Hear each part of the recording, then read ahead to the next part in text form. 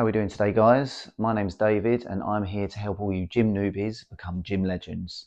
So the purpose of this video is to go over 6 main movements that are essential if you're going to succeed in the gym.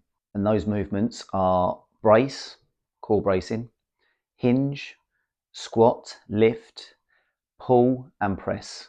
So they're kind of the 6 main movements that are going to be the foundation for pretty much everything you do in the gym. And like I say, if you're going to really succeed in the gym, these are 6 movements that you really should be aware of and be quite competent in before you've even stepped foot in a gym and tried lifting any weights. So considering that the gym is quite a daunting place for a newbie, I've put this video together to help you just learn the basics so that when you walk into a gym for the first time, you do have some confidence in doing the basic foundational movements that are going to be the foundation, the platform for everything you do thereafter.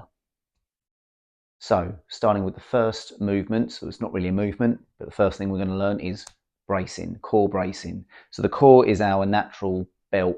It encompasses the abs, the deeper ab muscles, and everything that wraps around us, around our back, our lower and mid back as well. So it's this whole midsection. That is our core, okay? So bracing is quite tricky, and it's something that even experienced lifters a lot of the time don't know how to do properly. So bracing is very important whenever we're lifting, picking anything up, really moving in general. We should have some element of core bracing. So with regards to core bracing in the gym and when you're lifting weights, what we're doing is just making this whole midsection tight by bracing. So the best way to think of it is imagine you're going to get punched in the stomach. So hopefully that's not going to happen to you in the gym, but what that would feel like if you were bracing for a punch in the stomach is you'd be pulling the belly button in slightly and you'd be just tensing, thinking about tensing those muscles. So thinking about being punched in the stomach, you know what to do then really. If a punch is coming for you, you're going to sort of tense and make everything sort of quite tight around here. That doesn't mean pull the belly button right in and hold your breath, which is what a lot of people do. It's what we want to do is just pull that belly button in slightly just so that we then engage the ab muscles, which is part of the core. We want to be breathing steadily the whole time, okay, not really holding our breath at all. So nice steady breathing, pull the belly button in, and then the best way to then engage the rest of it is if you put your hands on your sides and press your thumbs into your sides, into your oblique muscles, these are down the sides. Push those muscles in, okay, pulling the belly button in slightly, tensing those ab muscles, and then think about with those side muscles, pushing your thumbs back out. So my thumbs are pushed in at the moment, and then I'm going to push them back out. Hopefully you can see that. But that's a good way to make sure that you've braced this whole area. So once you've done all that, it is a bit of a skill. You should still be able to talk and breathe normally whilst tensing those muscles. And that is core bracing. So that is an exercise in itself, really. Just think about relaxing all the core and then belly button in slightly so those muscles are tense. Push your thumbs in and then push them out with your oblique muscles, and then just think about holding that tension and that bracing and just practice it. Just standing there talking, just anything you're doing whilst the kettle's boiling, just think about trying to brace and make that whole center mass really sort of quite tight and solid, and that is core bracing. Movement number 2 is hinging. So hinging is a very important movement that you're really going to do in most lower body movements. So a hinge, a hip hinge as we call it, looks like this. That is the hinge, okay? So it's nothing crazy really, but it's something a lot of people don't know how to do at all or do it very incorrectly. So hinging we want to be doing whenever we're lifting something, whenever we're squatting. So this movement is the foundation for the next 2 movements we're going to go over, squat and lifting. So in terms of the hinge, it's all about pushing the bum back and bringing the chin forward. So from the side, there's a little bend in the knees with the hinge, and then just place your hands on your hips. That's a good place to place them. Keep those knees soft, slightly bent, but then the knees don't really move after that. They just have a slight bend and then they stay locked. And then if you just think about keeping the shoulders pulled back and just push the bum back, imagine you're trying to press your bum against the wall behind you. So you're just going to push the bum back. By doing that, you're also going to naturally lean forward.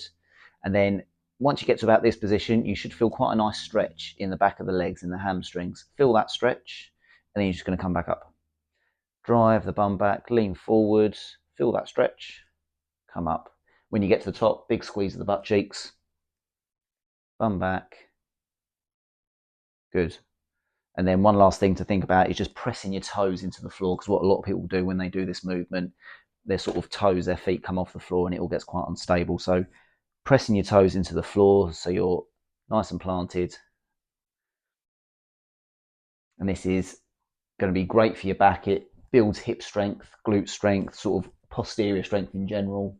It's good for the core as well, and it spares your back, because what a lot of people do, especially when lifting, is they don't do that movement, legs stay straight and they arch back, and that's how people put their back out. So this is how you want to move whenever you're bending over to pick something up, which we'll cover in more detail soon with lifting. And the next movement is squats. So squats are quite a tricky exercise, obviously a leg exercise, and they are quite hard. So the best way to start with squats, I'd say, is to do a sit to stand, really.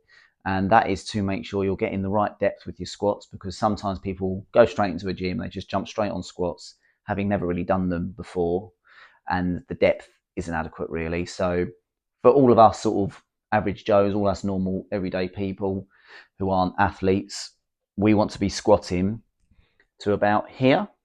So it's about thighs parallel the floor, hips in line with knees. But that is quite deep, and that is quite difficult to do if you've never done it before. So that's why doing sit to stands is good. So you want to find something that's at a level where once you're sat on it, your hips are level with knees or your thighs parallel with the floor. So most sort of sofas, chairs are normally all right if you've got a low ledge. So I'm just going to use a low ledge. So you would just walk up to the ledge and think about that hinge that I said about in the last piece. A squat starts with a little hinge. So you're pushing the bum back. So you've got that little bend in the knees, and then the bum goes back, and then you start bending the knees, squat, and then just sit down and stand up. So hinge, push the bum back, then let the knees bend and stand. Knees stay over toes, in line with toes. Again, keep pressing your toes into the floor as well. Think about bracing the core as well, tensing the tummy. Squeeze the butt cheeks at the top and stand tall. And that is the sit to stand and the squat. And on to our fourth movement, which is lifting. So, which could also be called deadlifting, but deadlifting is just picking stuff up and putting it back down like you do every day.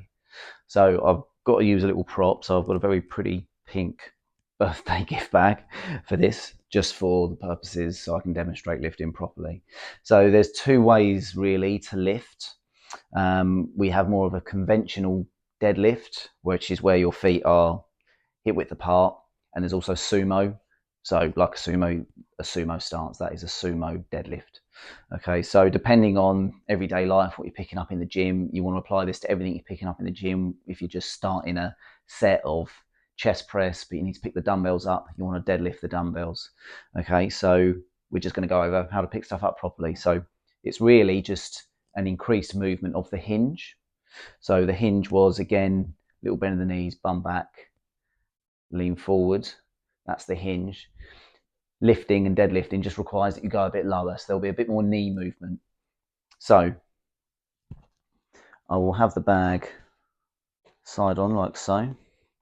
So if you had to imagine there was another bag, so I've got a weight either side of me, or if I've got a bar in front of me, you'd have feet no more than hip width apart, and then you've got that little bend of the knees, drive the bum back, lean forward, and then once you're kind of getting that stretch, you then start bending the knees to get lower, so you can grab onto the weight, and then you're going to lift the weight up. So bum back, lean forward, start bending the knees. So compared to like a squat, we are bending our knees here as well, but there's a bit more of a lean and a bit more of driving the bum back. So that is lifting. And then if you had to do a sumo deadlift, if you've just got one big box you've got to pick up, or you can do a sumo deadlift with a bar, you just take a really wide sumo squat. You can get over the object more that way. And then it's much more of a squat, like a wide squat as well. So bum goes back a bit, you bend the knees, you grab, and you stand up. Okay. And that is our sumo deadlift. So from the side, really wide stance, bum goes back a bit. You can stay more upright with a sumo squat as well. Okay. And that is our sumo deadlift and conventional deadlift. Movement number 5, we're moving into upper body movements now. So we've got push and pull left to cover. So we're now going to cover push. So the best way to practice a push exercise is with a press up, really. That is a staple body weight push movement. So push is obviously anything usually in front of us, pushing away. So it'll be a chest press when you're laying down with dumbbells, pressing, or a press up. Shoulder press is a push movement. And then a pull movement is usually back dominant. So rows when you get to the gym, rows where you're pulling something in, something like that is a pull exercise. So yeah, a press up is a real good thing that really everyone should be able to do in some form. But again, it can be easy to get it wrong. So again, in the comfort of your living room, you can use a chair, sofa, and what we're going to do is just practice the form of pushing of a press up. So you're going to get onto your knees. Hands go just beyond shoulder width apart. So it's a fairly wide positioning of the hands, right on the edge of your sofa, whatever it is you're using, staying on your knees. And then just think about, as you sort of lower yourself to the sofa, you're just trying to bring your chest to tap the edge of the sofa. So start bending the elbows, keep the elbows slightly tucked in, and you're just going to come down to the sofa, tap the sofa with your chest, and then press back up. We don't want the elbows to flare out like that, okay, because that can sort of risk shoulder injury. So elbows stay slightly tucked in at the sides. Imagine you've got like a 45-degree angle in the armpits. Let the hips come down as well. And that is your press up, that is your push movement. So then you would just find when you're in the gym, you might be able to do them on the floor, or you might need a higher level, you might be able to do them on your feet. However you do it, that is the main movement, and that is your foundational push movement. And now for the last movement, pull.